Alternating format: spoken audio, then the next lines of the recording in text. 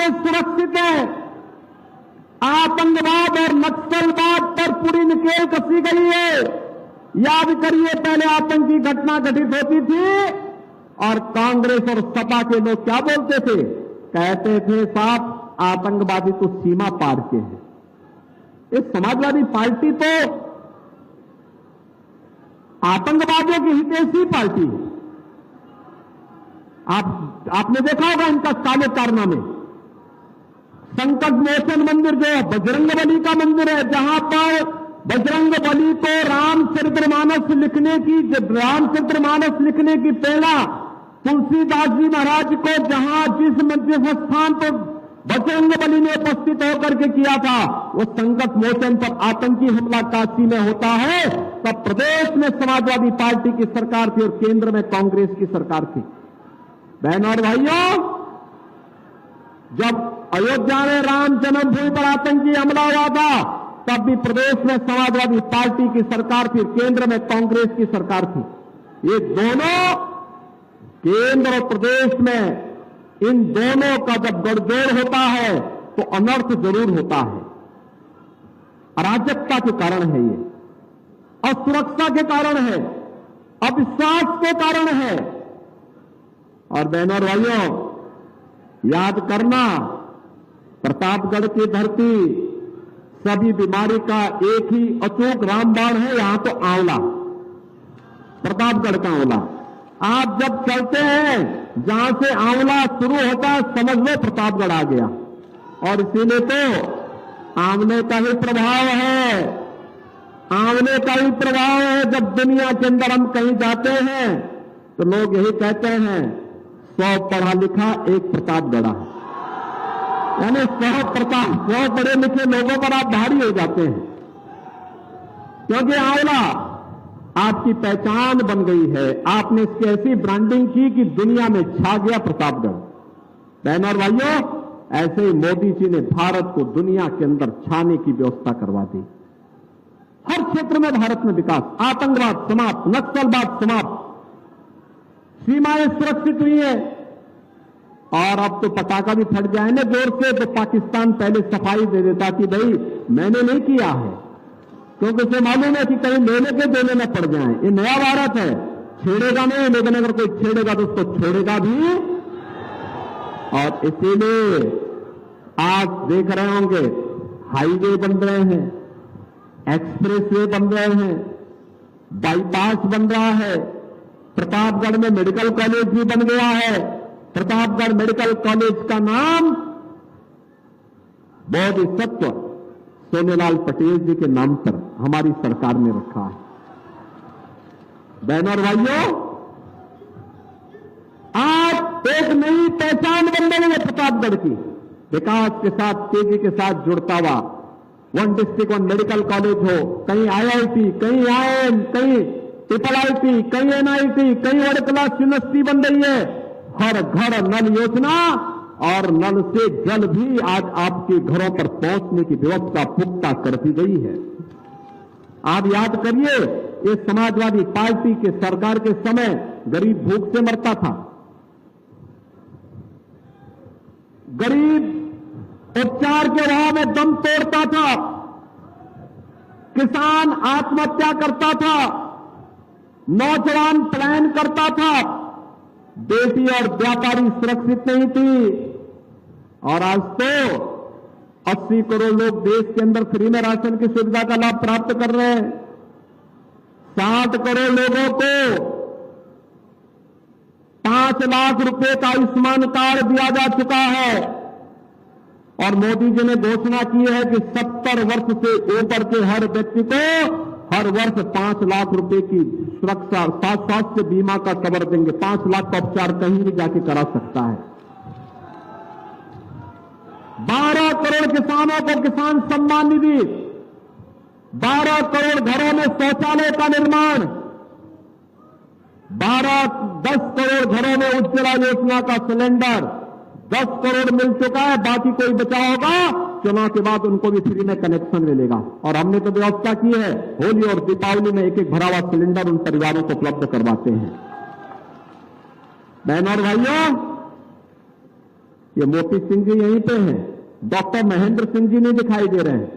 लेकिन जब ये लोग ग्रामीण विकास मंत्री थे और मोदी जी प्रधानमंत्री के रूप में आशीर्वाद देते हुए प्रदेश में 56 लाख गरीबों के मकान बनाए गए, 56 लाख गरीबों के, और देश के अंदर 4 करोड़ गरीबों के मकान बने हैं। और मोदी जी ने कहा जितने बाकी बचे होंगे उनके भी मकान बनेंगे, अगले 5 वर्ष के अंदर सभी को मकान दे देंगे। ये कार्य आखिर कांग्रेस सपा क्यों नहीं करा पाई, बसपा क्यों नहीं करा पाई, कोई अन्य दल क्यों नहीं करा पाए? कारण है इनका विकास का कोई एजेंडा नहीं। हमने विकास भी कराया है, सुरक्षा भी दी है, सम्मान भी बढ़ाया है, गरीबों का कल्याण भी किया है, बड़ी बड़ी योजनाओं को आपके यहां तक पहुंचाने का काम भी किया है। और बहनों और भाइयों, वह काम भी किया है जो लोक को भी सुधारेगा और परलोक को भी सुधारेगा। वह काम है अयोध्या में रामलला का भव्य मंदिर का निर्माण। आप मुझे बताओ,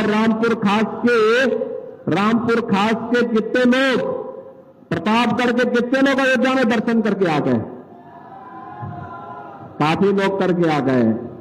अब आप जाइए, दर्शन चुनाव के बाद जरूर दर्शन करने के लिए जाएंगे। आप जाएंगे ना, अयोध्या को पहचान नहीं पाएंगे।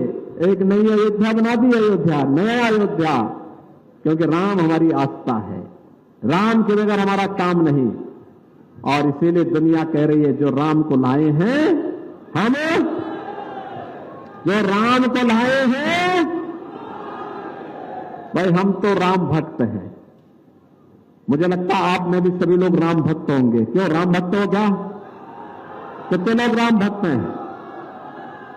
दोस्तों मुझे बताओ, हाथ नीचे करो, कितने लोग रावण भक्त हैं? रावण भक्त तो कोई नहीं होगा ना, क्योंकि राम भक्त जहां कहीं भी रहेगा सुख और शांति से रहेगा।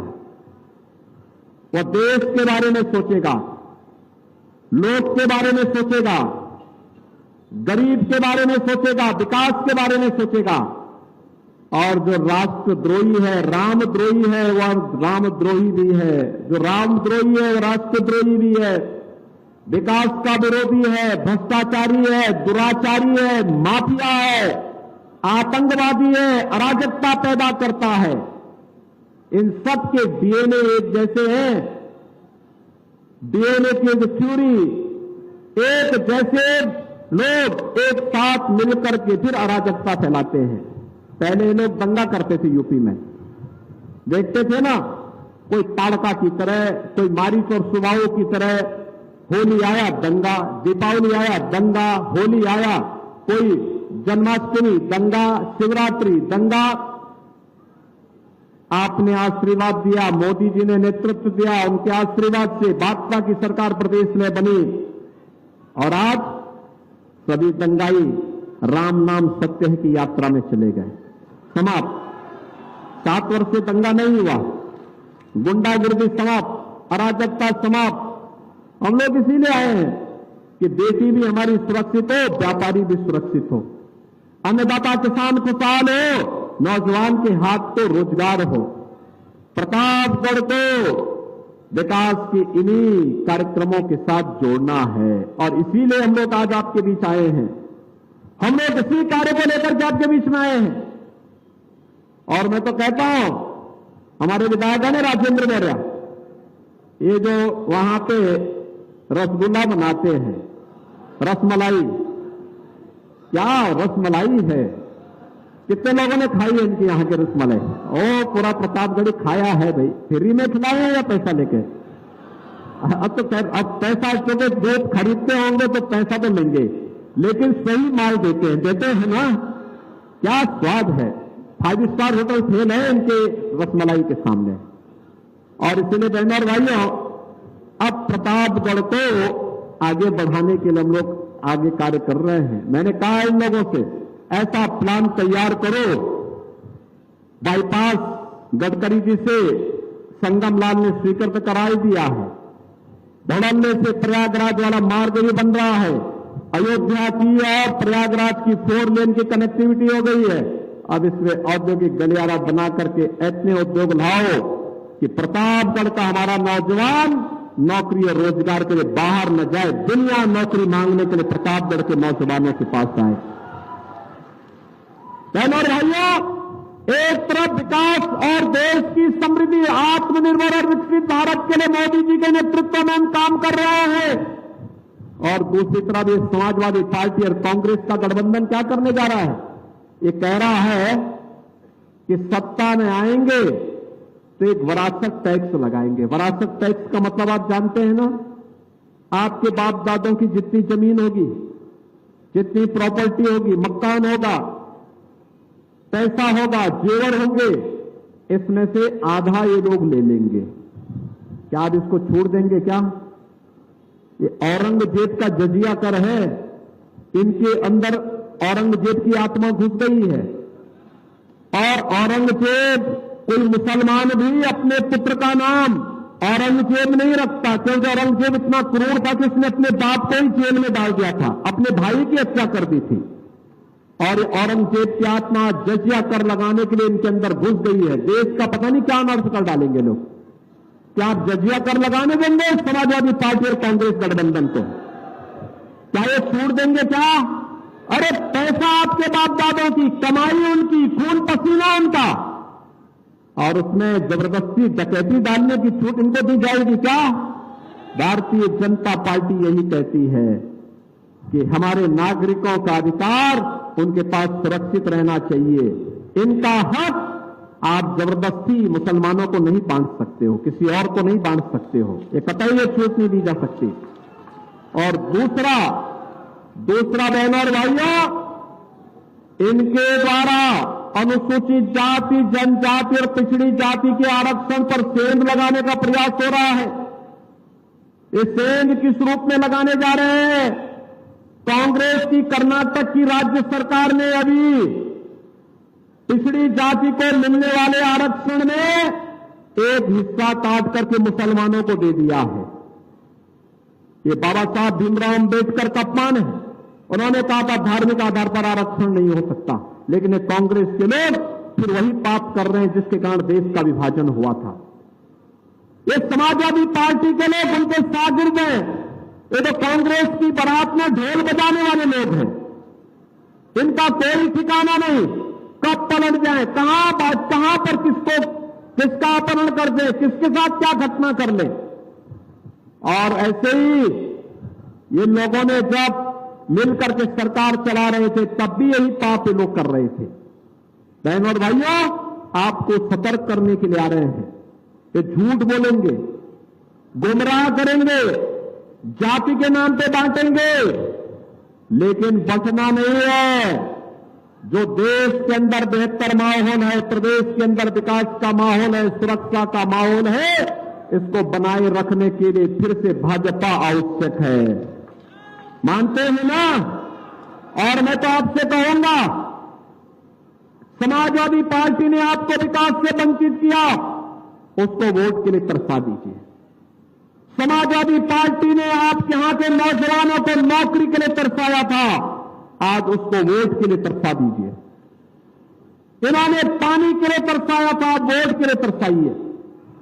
इनको किसी भी स्थिति में माफ करने की आवश्यकता नहीं। और इसीलिए मैं आया हूं, भारतीय जनता पार्टी ने अपने सांसद को फिर से संगम लाल गुप्ता के रूप में अपना प्रत्याशी बनाकर के फिर से आपके बीच भेजा है।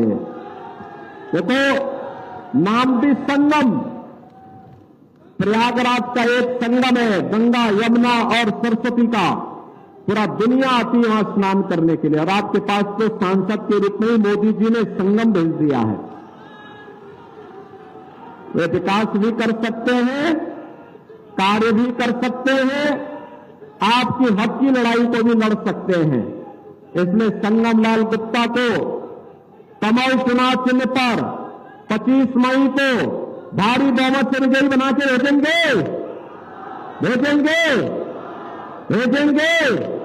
सभी के हाथ नहीं उठ पाए हैं अभी तक, भेजेंगे। लेकिन इसके लिए 2 काम करने पड़ेंगे। एक, 25 मई को चुनाव होना है, तो 24 मई तक आप प्रचार कर सकते हैं। आज 19 मई है, 20, 21, 22, 23, 24 5 दिन बाकी हैं।